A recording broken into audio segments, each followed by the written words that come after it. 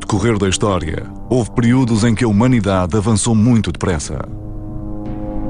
E também houve períodos mais calmos, períodos transitórios.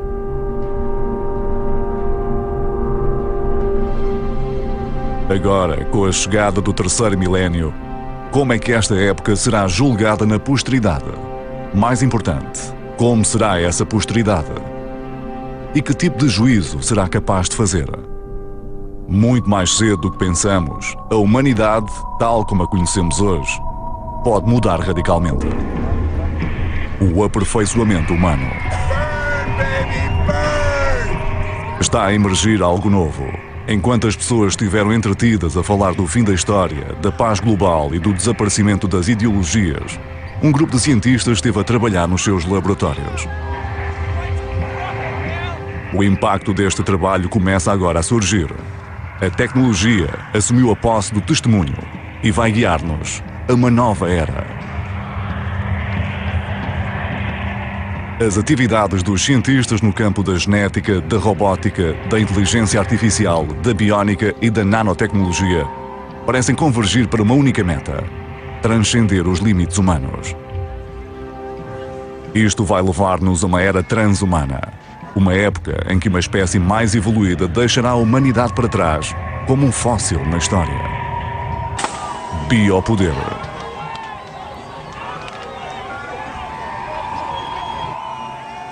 Estamos a mudar para uma base transhumana.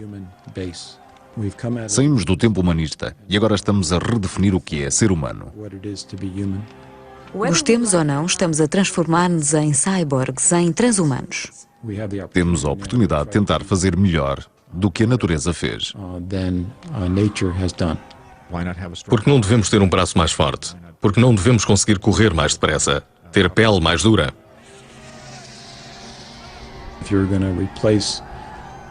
Se trocarmos de olho para ter melhor visão, por que não lhe dar uma visão como a dos morcegos? Imaginam um corpo desenhado por Versace, por Thierry Mugler. Versace era um estilista incrível. E se ele fosse transhumano? E se ele fosse um artista que quisesse combinar arte e ciência? Aposto que os seus desenhos para futuros corpos seriam admiráveis. Queremos mesmo violar os limites humanos. E estamos cada vez mais próximos de o conseguir. É isso que queremos.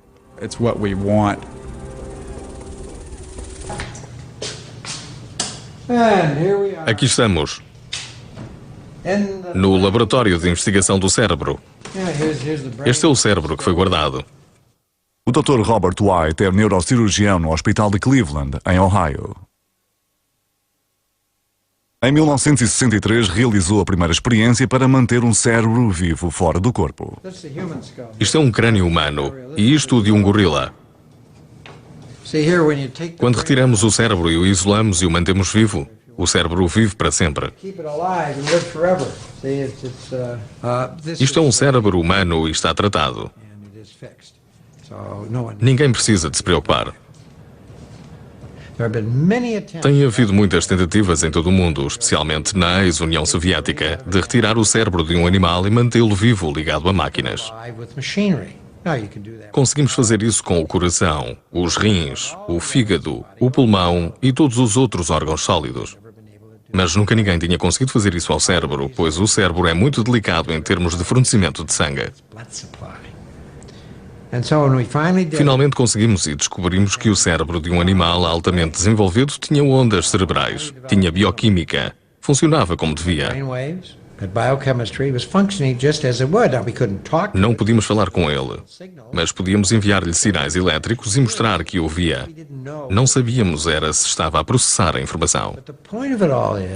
Mas o mais importante é que essa experiência nos disse que se podíamos fazer aquilo com o cérebro de um animal, também podíamos fazê-lo com o cérebro humano.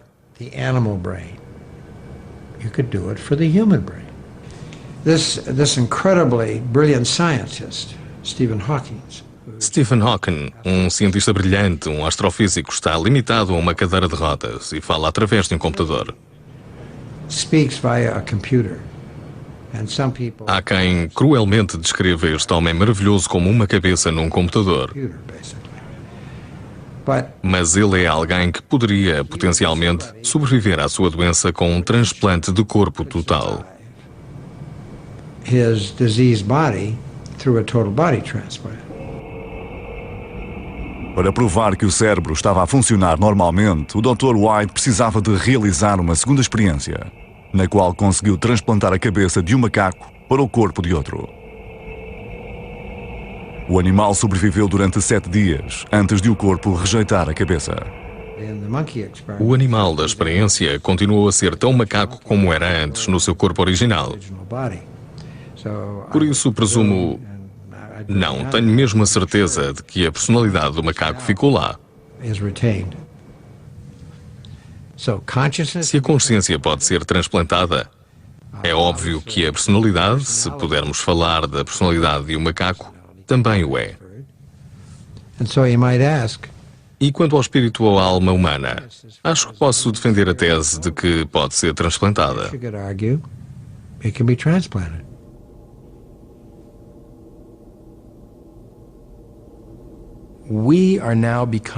Estamos a tornar-nos os objetos do design da consciência. As implicações são enormes. Até agora moldámos o mundo à nossa volta e as mudanças são dramáticas.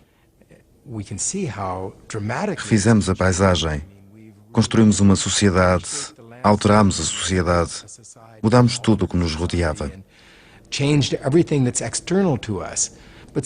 Mas achamos que nós íamos ficar na mesma, que nós próprios não iríamos ser apanhados neste processo. E isso não é verdade.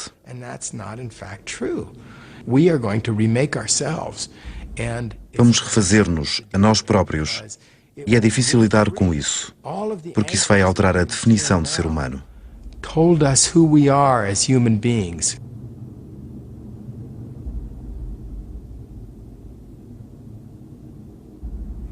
Estamos no fim da definição do que é um ser humano normal.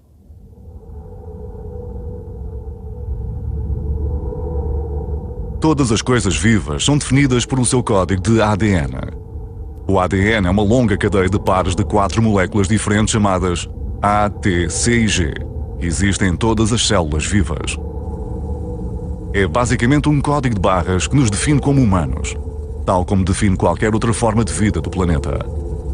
É apenas a variedade de combinações destes 4 elementos que nos difere uns dos outros. O projeto do genoma humano começou em 1990, como o maior projeto tecnológico de sempre, com um orçamento muito maior do que a ida à Lua, envolvendo centenas de laboratórios em todo o mundo, todos com o mesmo objetivo final: determinar a sequência completa do genoma humano. Os 3.000 milhões de letras que compõem o nosso mapa genético. Agora temos o código à nossa frente e é impressionante. É um código digital. No meio desse código está a informação sobre os genes necessários para formar um cérebro humano, ou um fígado humano, ou o coração, ou qualquer outra parte do corpo humano.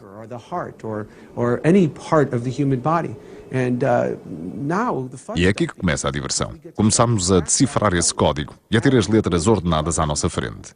É mesmo um código digital.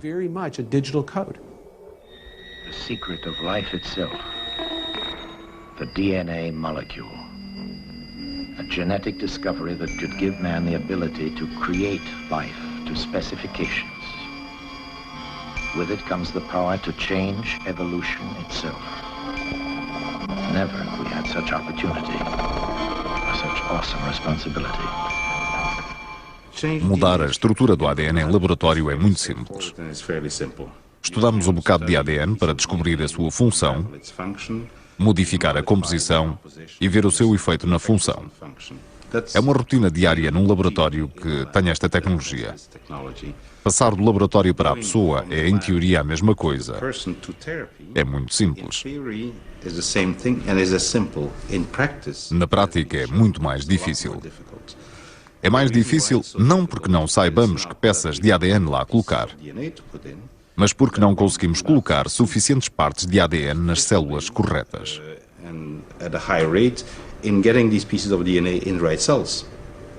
Mas aprendemos a fazê-lo com a natureza. O que é uma infecção viral?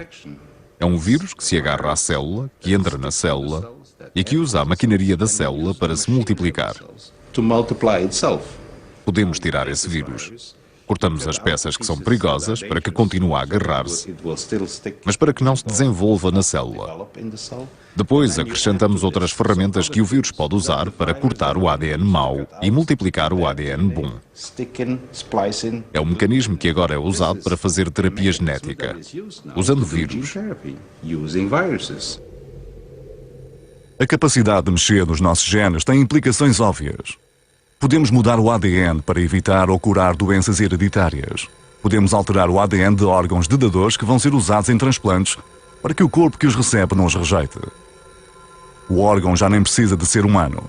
Pode perfeitamente ser um órgão de um animal. Os porcos são bons fornecedores de rins e de outros órgãos a transplantar em humanos. Mas por causa das diferenças entre as duas espécies, o rim ou o fígado do porco podem ser rejeitados pelo ser humano. Se conseguirmos humanizar o rim do porco dando-lhe ADN humano, o que faria com que as células ficassem mais humanas, as hipóteses de não haver rejeição são melhores.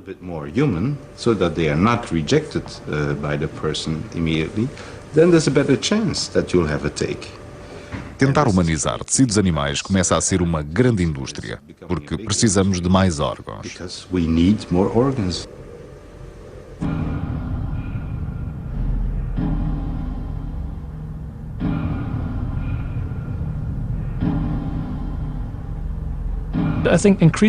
Acho que vamos começar a perceber cada vez mais que este corpo não é sagrado, não faz parte de um plano divino. É o resultado de um acaso. Pegamos em dois conjuntos de genes, misturamos-los e aparece uma coisa. Às vezes é um produto maravilhoso, às vezes tem um buraco no coração, às vezes tem psicoses ou tendências para a fúria extrema, tem problemas de dependência, não consegue concentrar-se. Dizer isso é normal, é sagrado, é bom, é, na minha opinião, um absurdo. É um acaso, não é um plano. A engenharia genética é, para mim, uma das melhores coisas que podemos fazer.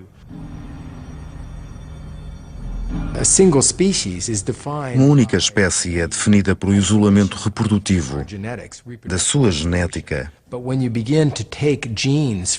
Quando começamos a pegar em genes de diferentes espécies e a misturá-los para conceber alterações genéticas,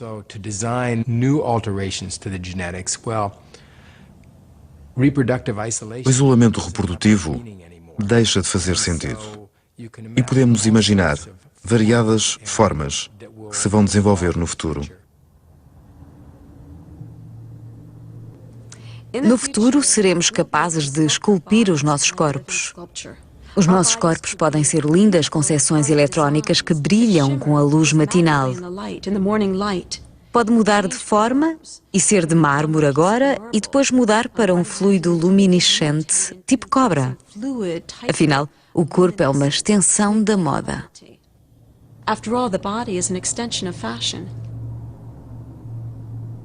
Podemos alterar o corpo humano para fazê-lo voar, apesar de os humanos serem muito pesados. Há mamíferos que voam, como os morcegos, mas são mais leves. É uma questão intrigante. Já não se trata de repor a normalidade num corpo humano ferido. Trata-se de pegar num ser humano e torná-lo sobre-humano, fazê-lo ir mais além. O nosso futuro não é abrandar a engenharia genética, é tentar usá-la da forma que melhor nos sirva. Se conseguirmos, se os nossos filhos puderem ser mais inteligentes, mais saudáveis e viver mais anos através de alterações genéticas, por que não íamos querer isso? Imagine que as outras crianças viviam 2 séculos e que você só vivia 80 anos, porque os seus pais tinham achado que era impróprio fazer alterações genéticas humanas. Não ia gostar dessa decisão. Da mesma maneira, se tivesse um QI normal e todos os seus colegas de turma fossem muito mais inteligentes devido a uma manipulação genética, iria ficar muito zangado com isso. You'd feel very angry about this. Quando soubermos exatamente como é que funciona o nosso código de ADN, seremos capazes de melhorar os nossos corpos. A vida humana irá melhorar de uma geração para outra. quando controlarmos e acelerarmos a evolução natural. Mas está a aparecer um rival da humanidade, um rival que está a evoluir muito mais depressa. Are people becoming obsolete? A giant electronic brain has started cogitating at the University of Pennsylvania. It's made of vacuum tubes, like your radio, and it can add up a column of figures a yard long in a second. It's the world's first electronic computer. Right now, it's solving mathematical problems for the U.S. Army, but who knows, someday a machine like this may check up on your income tax. Imagina as capacidades humanas como uma paisagem, com montes, que são as coisas que fazemos bem, e vales, que são as coisas que fazemos mal. Há coisas que fazemos bastante bem. São as coisas que foram importantes para a nossa sobrevivência durante a nossa história evolutiva. Coisas como andar, interagir socialmente e entender o mundo.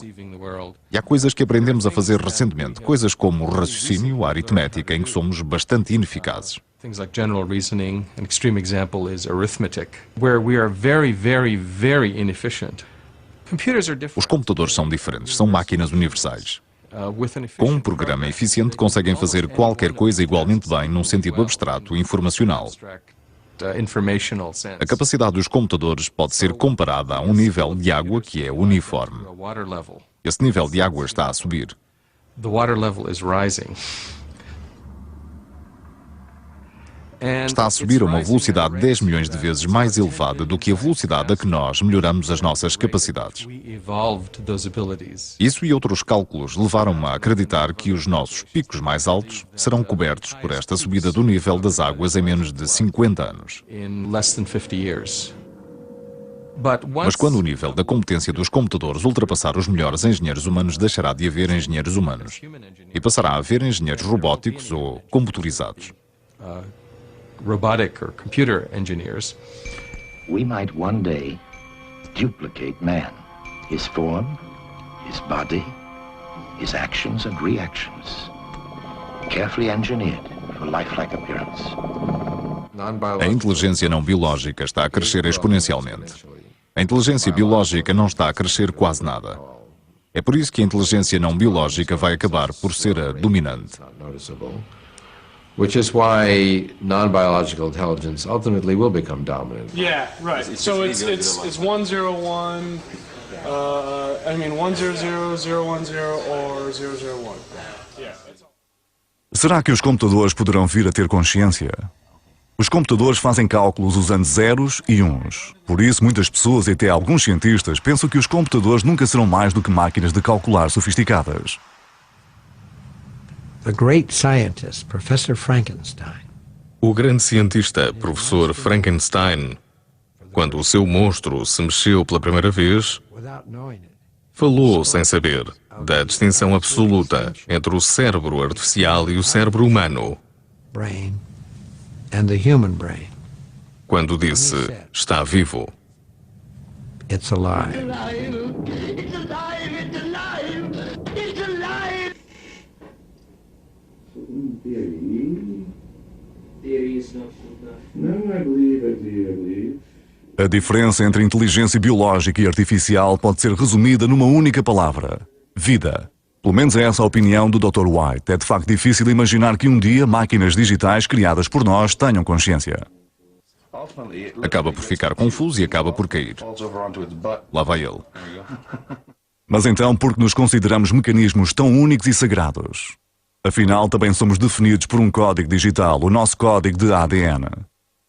A maneira como hoje em dia se cria inteligência artificial não é tentando programar seres conscientes. É deixando que os robôs aprendam por si próprios, que adquiram conhecimentos passo a passo, tal como nós. Não há programação nenhuma nisto. Nós criamos uma topologia neural, tal como o nosso sistema nervoso, com o cérebro em cima e todos os pequenos tentáculos que vão até aos músculos. O que acontece é que, como não há outra solução, mal é ligado, isto aprende a andar. Podem ver, quando se levanta fica louco. Com tantas pernas, parece que está a ter um ataque epilético. E depois começa a aprender a desenvencilhar-se. Como estão a ver, agora, acabou de aprender a andar. Programou-se a si próprio muito rapidamente. A maior parte das pessoas pensa sempre que temos de construir o cérebro e depois o corpo cria-se. Mas mais de metade das espécies do planeta não têm propriamente um cérebro. No entanto, consegue sobreviver e mexer-se bastante bem e eficientemente. Tentamos fazê-los evoluir de baixo para cima. Não desenvolvemos cérebros, mas já conseguimos desenvolver sistemas nervosos muito eficazes.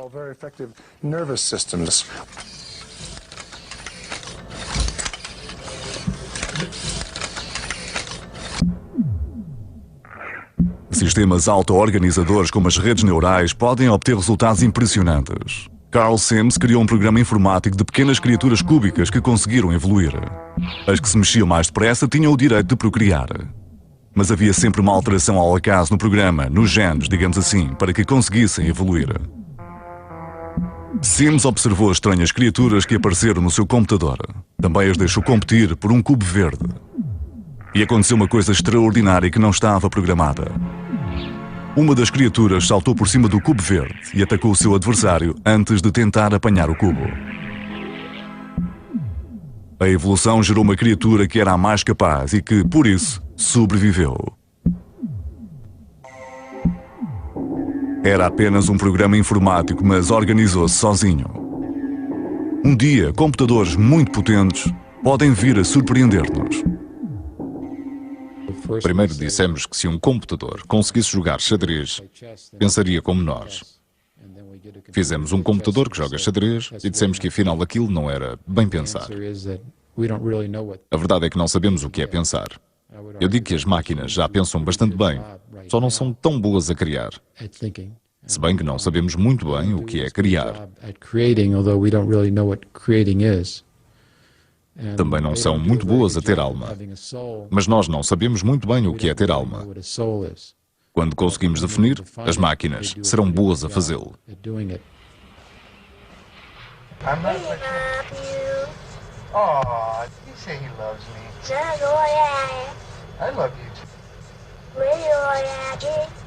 Se dermos um corpo às máquinas, se construirmos entidades com corpo, se as deixarmos fazer parte da comunidade, se as deixarmos aprender a interagir connosco, a distinguir entre elas próprias e o ambiente que as rodeia, coisas como amor surgirão automaticamente.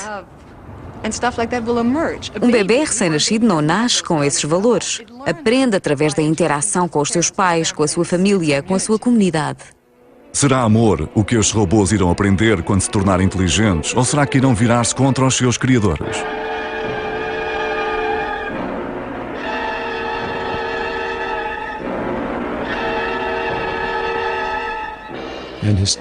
Historicamente, os seres humanos não se dão bem a viver lado a lado com outras coisas tipo humanas. Só sobrevive um, o outro desaparece. Não nos damos bem em cooperação. Há 500 anos, quando os seres humanos entraram no Novo Mundo, o resultado não foi nada bom para os nativos. Quando entrarmos neste mundo mais novo, neste admirável mundo novo, não creio que vá ser agradável para os perdedores. Os vencedores podem ser uma coisa transhumana, mas os perdedores ou os típicos habitantes dos últimos 500 anos não serão bem tratados. Porque não é essa a história do homem, desde o que aconteceu com os Neandertais quando o Homo sapiens apareceu. Não viveram em cooperação, apesar de serem muito semelhantes.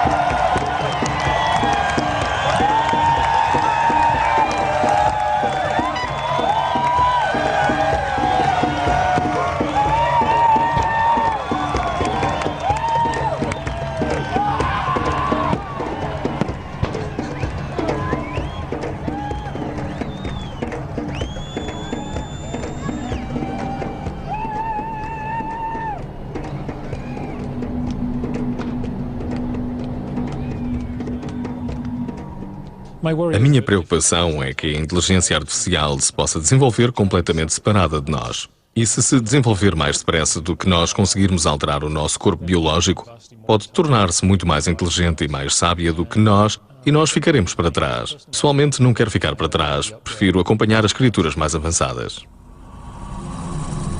Se não quisermos ficar obsoletos, se quisermos ficar no topo da evolução, parece haver apenas uma solução: tornar-nos robôs.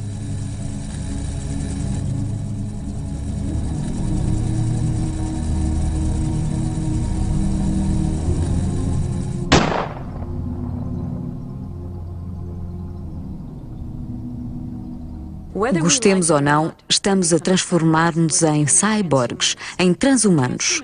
Transhumano é uma evolução de humano para pós-humano. Deixamos de ser exclusivamente biológicos. Ser cyborg é ter todo o tipo de acrescentos. Andamos nus? Não. Temos roupas, temos óculos, temos aparelhos de audição. Isto são acrescentos muito básicos à nossa biologia. Também já temos outro tipo de acrescentos, próteses, corações não orgânicos. Vamos ver próteses muito mais avançadas nos próximos anos. Até podemos vir a ter próteses do corpo todo. O ser humano é uma conceção maravilhosa, mas tem algumas falhas. Uma é não estarmos preparados para a era moderna. A era industrial tem equipamentos que se movem mais depressa do que nós, equipamentos muito grandes que podem esmagar-nos. Fomos concebidos com um endosqueleto, ou seja, os nossos ossos estão do lado de dentro, com tecido mole por fora. Agora estaríamos melhor se tivéssemos os ossos do lado de fora, um exoesqueleto, como a carocha. Acho que o pós-humano será pós-biológico. Ou seja, será um processo gradual, não haverá uma transição repentina para uma forma diferente. Acho que iremos integrar cada vez mais tecnologia nos nossos corpos. Iremos substituindo os nossos órgãos por órgãos mais eficientes. Gradualmente vamos substituindo o tecido neural, porque o nosso acaba por morrer. Vamos acabar por trocar as nossas células cerebrais por peças computarizadas muito mais eficientes e muito mais potentes. Para sermos cyborgs capazes de competir com a rápida evolução dos computadores, primeiro temos de perceber como funcionam os nossos próprios cérebros. A investigação nesta área tem aumentado muito. Uma das razões deste desenvolvimento são as técnicas de imagiologia, que estão agora a um nível que nos permite observar células individuais em funcionamento em animais vivos. So is this dying out here? Or is that it's in the process of growing in. A técnica é baseada em alforrecas fluorescentes. O Dr. Lichtman isolou o gene responsável pela fluorescência, implantou-o em ratos e continua as suas experiências até ter um rato do qual apenas as células cerebrais eram fluorescentes.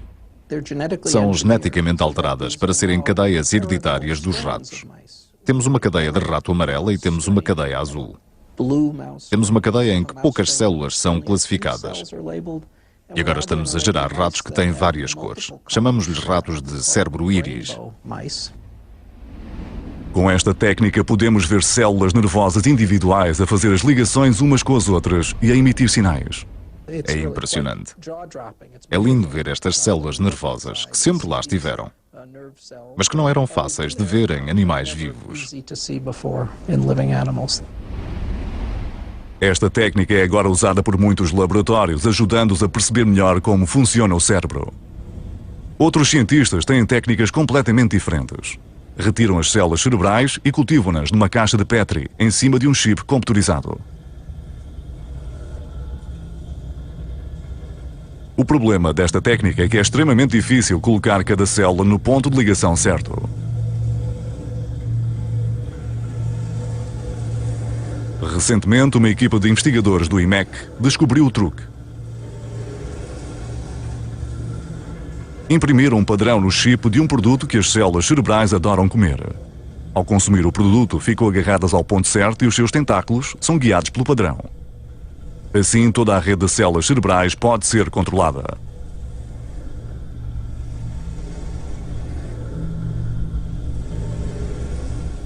Alguns cientistas já estão a fazer experiências com esta técnica. Os chips são menos precisos, mas às vezes os resultados são impressionantes. Deixem-me desligar as luzes. O Dr. Demars, por exemplo, tenta comunicar com as caixas e ensinar-lhes diferentes coisas. Cada uma destas caixas contém cerca de 20 mil neurónios que estão a multiplicar-se. Cada um é uma rede individual e reproduzem-se espontaneamente. Pegamos em neurónios de ratos vivos e rapidamente formam uma rede neural. Temos uma grelha de elétrodos sob a superfície destes neurónios vivos e podemos ouvir as conversas entre os neurónios. Também podemos estimular a atividade dentro dessa rede. Podemos enviar diferentes padrões de estimulação e ver como é que a rede muda devido a essas alterações. É assim que fazemos o que fazemos. O que fazem é ensinar os neurónios a controlar um avião. A rede consegue pilotar o avião facilmente. Não precisa de ser muito corrigida e vai conseguir estabilizar numa grande variedade de condições. Acho que programei esta para 50 nós. É assim que fica. Podemos ver o avião começar a oscilar.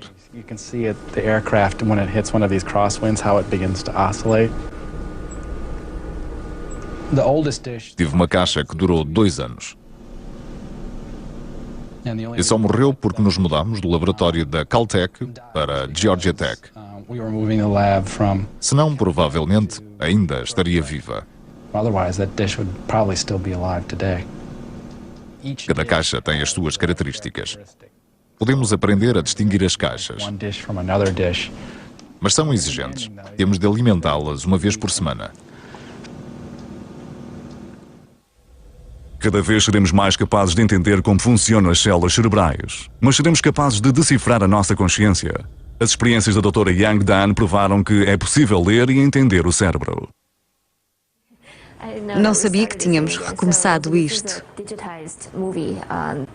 É um filme digitalizado, apresentamos isto ao animal e gravamos a atividade dos seus neurónios visuais. Conseguiu chegar à visão do cérebro de um gato e reconstruir o que o gato vê num ecrã de computador. Este filme é uma cena de um Indiana Jones, acho eu. Aqui vemos 2 imagens ao lado uma da outra. À esquerda, a imagem que foi mostrada ao gato, à direita, a imagem retirada do cérebro do gato. A imagem tem muita distorção, barulho. É provavelmente o barulho dos próprios neurónios, que às vezes têm picos espontâneos.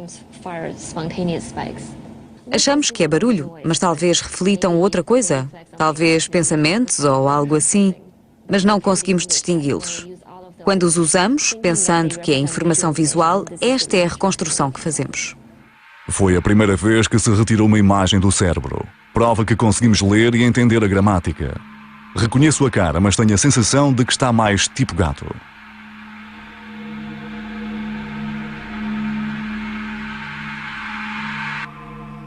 O Dr. Theodore Berger é o diretor do Centro de Neuroengenharia da Universidade da Califórnia do Sul. Com uma equipa de importantes cientistas de diferentes disciplinas, como neurologia e programação informática, desenvolveu um chip que pode substituir partes do cérebro ou, a longo prazo, dar mais potência ao cérebro. Uma das primeiras coisas que fazemos é estudar esta parte do cérebro. Temos de saber com precisão como se comporta, se queremos reproduzir essa função com um chip informático e colocá-lo no cérebro. Tiramos os cérebros dos animais que usamos nos testes e cortamos o tecido cerebral às fatias. Mantemos as fatias vivas numa caixa de Petri e estudamos as atividades elétricas desses neurónios. Os neurónios usam impulsos elétricos para comunicar uns com os outros, tal como os transistores num circuito. E nós testamos as células. Quando lhes damos sinais gerados por computador, perguntamos como se comportam. Ao ver a tradução, percebemos qual é a sua função e descrevemos essa função com um conjunto de equações matemáticas. This portion is simulate one neuron. Os meus colegas pegaram no modelo matemático e construíram um circuito de microchips, muito pequeno, milímetro a milímetro. Podemos pegar numa parte do hipocampo, que é um circuito, podemos cortar umas partes, deitá-las fora e substituí-las por um microchip. O circuito passa a funcionar como o circuito biológico. Os padrões temporais que entram são iguais aos padrões temporais que saem, tal como num tecido biológico. Mas agora é um microchip, já não é só biológico. O chip está a ser testado em animais. Falta resolver um problema. Como ligar o chip ao cérebro? A tecnologia atual usa elétrodos minúsculos, mas no futuro a opção poderá ser colocar células cerebrais diretamente nos pontos de ligação do chip, que depois serão orientados para formar ligações nos pontos exatos do cérebro.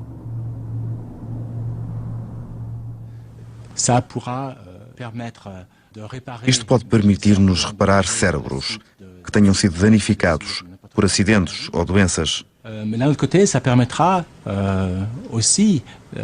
Mas talvez também possibilite uma comunicação direta entre dois cérebros.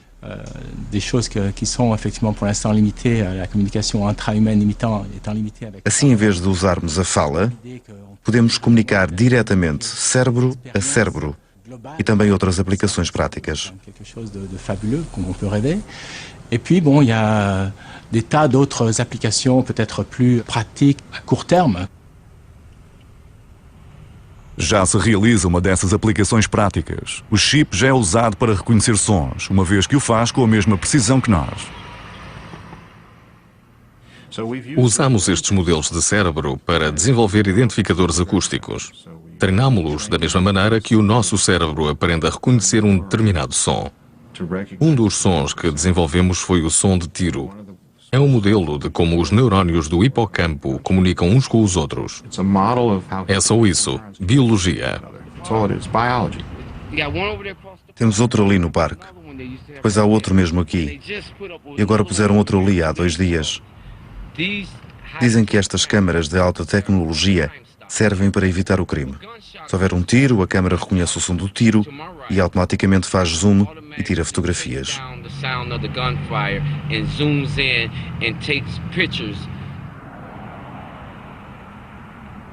Hoje em dia não se compra nenhum sistema que reconheça sinais de voz em ambientes ruidosos. Não funcionam. Mas o nosso cérebro consegue. Como os nossos modelos têm o cérebro como base, os nossos modelos funcionam nesses ambientes. Mas não há câmaras instaladas nos bairros brancos. Nós temos 5 ou 6 câmaras nos bairros negros. Os bairros negros estão a ser vigiados.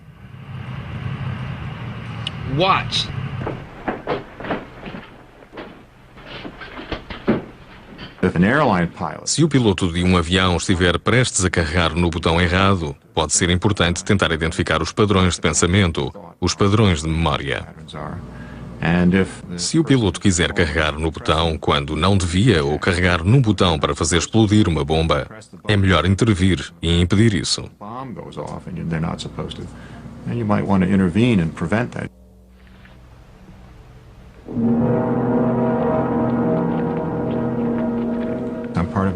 Faço parte de outro projeto financiado pela Agência de Investigação para a Defesa. Estamos a tentar perceber como é que a informação é representada no cérebro. And science is supposed to have all the answers. But this has got to work. It's not going to fail, not after we've come this far. We have here, for all practical purposes, a normal human being, except for his electronic sensory control system, of course.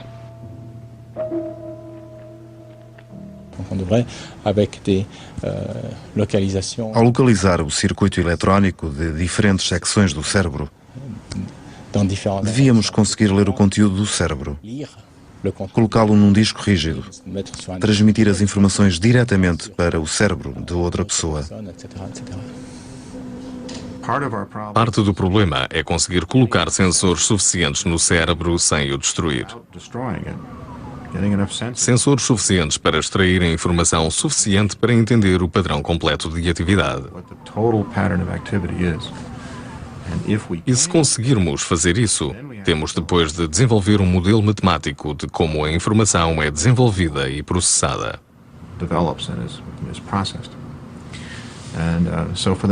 Essa será a nossa missão para os próximos anos. Se conseguirmos fazer isso, chegaremos à meta. we'll get to the finish line. We will get to the finish line.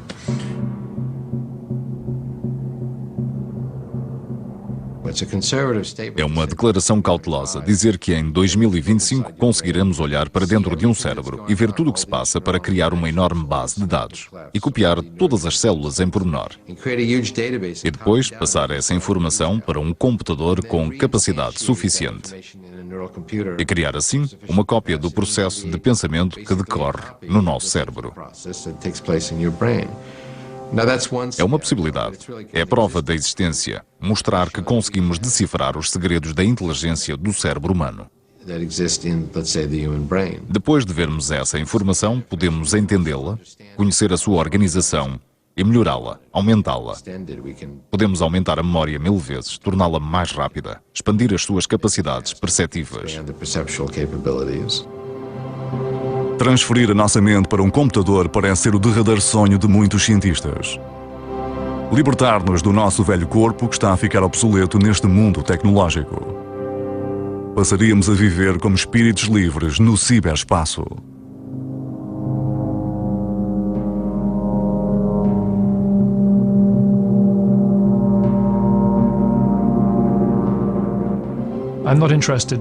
Não estou interessado num futuro em que há seres pós-humanos se eu não for um deles.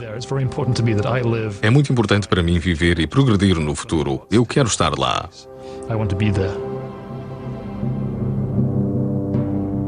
De certa maneira, fazer um upload da mente é um atalho para chegarmos à inteligência artificial que nos permitirá ter máquinas com mentes humanas.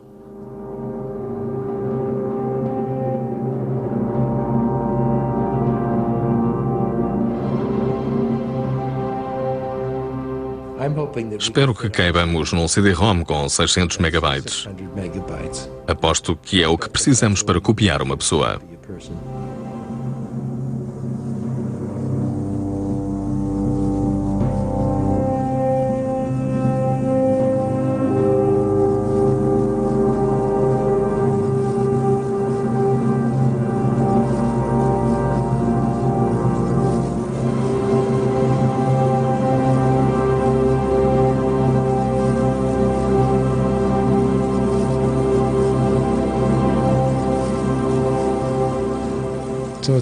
É difícil prever como serão esses novos seres humanos.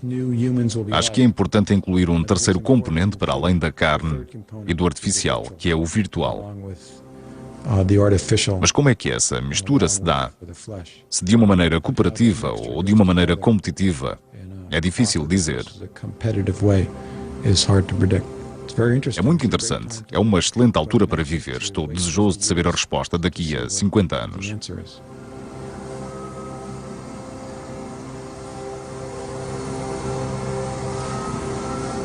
A realidade e a realidade virtual começam a juntar-se.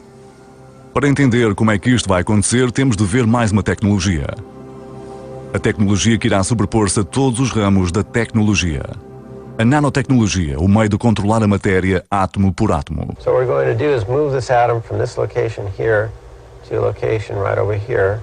We'll move it just along this path here. Now you got to get excited about that. You just got to get excited about that.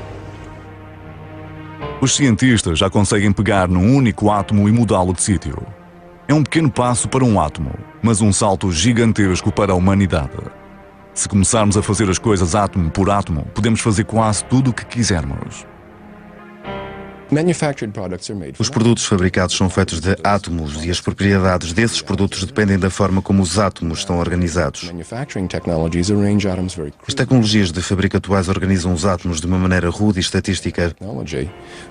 Mas no futuro, com a nanotecnologia, conseguiremos fazer tijolos de matéria com o feitio que quisermos, muito flexíveis e muito baratos. A nanotecnologia vai criar imensas oportunidades para todas as outras tecnologias, especialmente as computadorizadas. Quando as ligações de computador puderem ser feitas apenas por átomos, a potência dos computadores vai aumentar exponencialmente. Computadores incrivelmente potentes, do tamanho de um cubo de açúcar e mais potentes do que os computadores atuais, todos juntos. Mas há muitos outros campos onde se pode aplicar a nanotecnologia. No fim do último milénio, muitos cientistas acreditavam que a nanotecnologia iria continuar ficção científica, mas as suas primeiras aplicações já estão a chegar ao mercado. Temos materiais que purificam a água, que geram eletricidade, que geram energia química. O nosso projeto de investigação é construir um sistema que processe informação como um neurónio artificial. Vamos ver muitos sistemas e processos destes nos próximos anos. Este ponto rotativo é o primeiro nanomotor. Tem apenas alguns átomos de tamanho. Peguei no ATPA, coloquei-lhe uma pequena hélice em cima e filo girar. Posso colocar milhares destas coisas em sistemas complexos como os que temos nos nossos corpos e fazer coisas sofisticadas. O objetivo final é criar robôs do tamanho de vírus, os nanorobôs. Estes nanorobôs serão mais inteligentes do que os atuais computadores. Uma das aplicações possíveis é a medicinal. Os nanorobôs podem ser inseridos no fluxo sanguíneo como uma espécie de equipa de limpeza para matar células cancerosas, por exemplo, ou para alterar o código genético. Pode parecer uma tecnologia muito cara, mas não é. Seremos capazes de programar nanorobôs para se reproduzirem a si próprios tal como os animais. Poderão retirar material do seu meio ambiente e usá-lo para fazer cópias de si mesmos. O objetivo básico da nanotecnologia é fazer o que nós chamamos de automontagem. Um pequeno dispositivo que consegue fazer cópias dele próprio. É um dispositivo programável, pode ser programado para fazer várias coisas úteis. A automontagem pode ser considerada uma nova forma de vida, comparável aos vírus ou às células de levedura. Conseguem reproduzir-se a si próprios e, ao mesmo tempo, transformam matéria, tal como as células de levedura transformam açúcar em álcool. A única diferença é que estas novas criaturas podem ser programadas para fazer todas as funções que quisermos. Transformar carvão em diamantes, talvez, ou criar comida. A nanotecnologia molecular está para a realidade física como a programação informática está para a realidade virtual. Talvez seja um exagero, mas dá a ideia certa. Os programadores informáticos podem criar programas que façam o que eles quiserem. A tecnologia molecular vai permitir-nos transformar matéria ao nível mais fundamental. Vai permitir-nos fazer qualquer tipo de estrutura segundo as nossas especificações. Parece um mundo de magia onde tudo o que imaginamos se torna realidade. Mas o papel da fada madrinha é feito por robôs tão minúsculos que nem conseguimos vê-los a olho nu, programados para realizarem os nossos desejos. O outro lado deste conto de fadas é o chamado síndrome do Grey Goo. Imaginem que alguns nanorobôs são programados para um ato terrorista ou que começam a reproduzir-se infinitamente. Em 72 horas, a Terra seria reduzida a uma substância cinzenta de nanorobôs. Mas a maior parte dos cientistas sublinha que este cenário é muito improvável. Teremos nanotecnologia para controlar a nanotecnologia. Poderemos injetar alguns nanorobôs nos nossos corpos, onde procurarão as células cerebrais e copiarão as suas funções. Sem esforço, teremos uma cópia física da nossa consciência que enviará uma cópia em ficheiro para um computador, onde mais cópias poderão ser feitas e onde a nossa consciência se pode unir a outras almas e a outros programas informáticos. Nessa altura, estaremos preparados para deixar este planeta e começar a explorar o universo.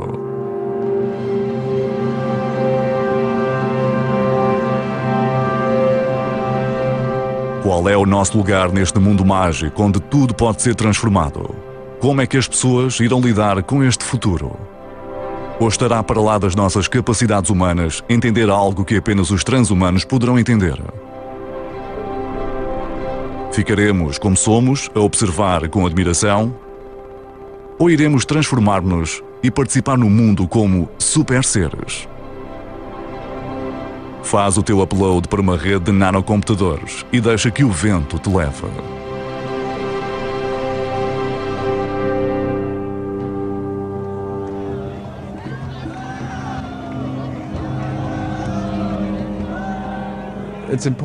É importante reconhecer que a épica pós-humana está a chegar. É o que queremos. Vemos isso nas páginas das revistas, nas paredes no metro. Nós queremos violar os limites humanos. E estamos cada vez mais perto de o conseguir.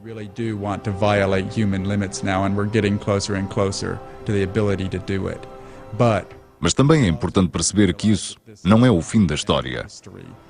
Não resolve nenhum dos nossos problemas. Apenas cria problemas novos que irão intensificar-se. Vai haver mais do que um tipo de pós-humanidade. Deixarmos de ser humanos não significa que deixamos de ter os problemas de personalidade que tínhamos. Não nos liberta de nós próprios. Provavelmente faz-nos ser mais do que éramos, não menos. Não vamos apitar como o Robocop. Vamos apenas ter novas capacidades e novos poderes. E lidar com novos poderes é problemático. Se tivermos mais poderes, temos mais responsabilidades, não menos.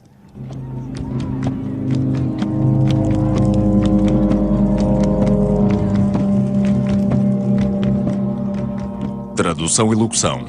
Dialetos.